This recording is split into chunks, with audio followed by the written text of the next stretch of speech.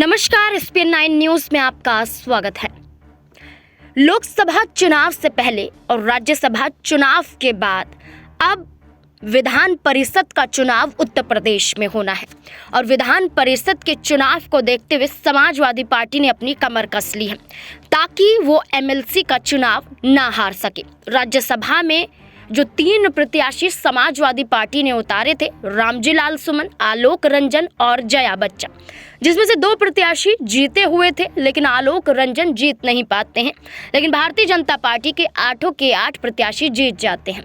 हार का सामना करना पड़ता है, लेकिन MLC चुनाव में समाजवादी पार्टी ये गलती नहीं करना चाहती है, इसलिए अभी से ही तैयारियों में जुट चुकी है। आपको बता दें कि लोकसभा चुनाव से पहले राज्य में MLC की 13 सीटों पर 21 मार्च को चुनाव होने हैं। सपा और बीजेपी दोनों ही दल इसकी तैयारियों में जुटे हैं। सपा ने अपने 3 उम्मीदवारों का ऐलान कर दिया है और पार्टी ने अतिरिक्त कैंडिडेट उतारने से इनकार कर दिया है। राज्यसभा चुनाव की तरह क्रॉस वोटिंग का भी खतरा नजर आ रहा है, इसलिए समाजवादी पार्टी फूक फूक कर कदम रखती हुई नजर आ रही है।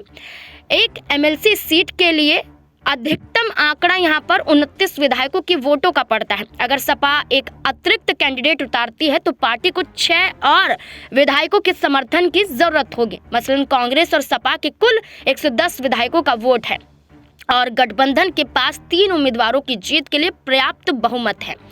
यहाँ पर इसलिए समाजवादी पार्टी अतिरिक्त प्रत्याशी नहीं उतार रही, यानी कि उन्हें मालूम है कि जो प्रत्याशी उन्होंने उतारे हैं यहाँ पर 3 प्रत्याशी जीत सकते हैं, इसलिए यहाँ पर दावेदारी पेश की जा रही है।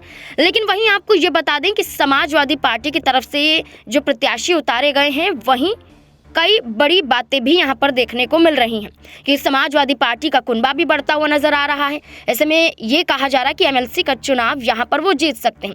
उत्तर प्रदेश में 13 MLC का कार्यकाल समाप्त हो रहा है, जिनमें बीजेपी के 10, समाजवादी पार्टी, बहुजन समाजवादी पार्टी और अनुप्रिया पटेल के अपना दल के 1-1 सदस्य शामिल है। अगर सपा बीजेपी के तमाम उम्मीदवार जीतते हैं तो BSP का हाथ यहाँ पर खाली माना जाएगा। लेकिन एक चर्चा होती हुई नजर आई थी कि यहाँ पर क्या पल्लवी पटेल की मां कृष्णा पटेल को जगह मिलेगी, जिसको लेकर चर्चाएं काफी तेज हुई थी और उस पर अभी तक समाजवादी पार्टी ने विचार नहीं किया था। अब यही देखना होगा समाजवादी पार्टी MLC का चुनाव जीत भी पाती है या नहीं।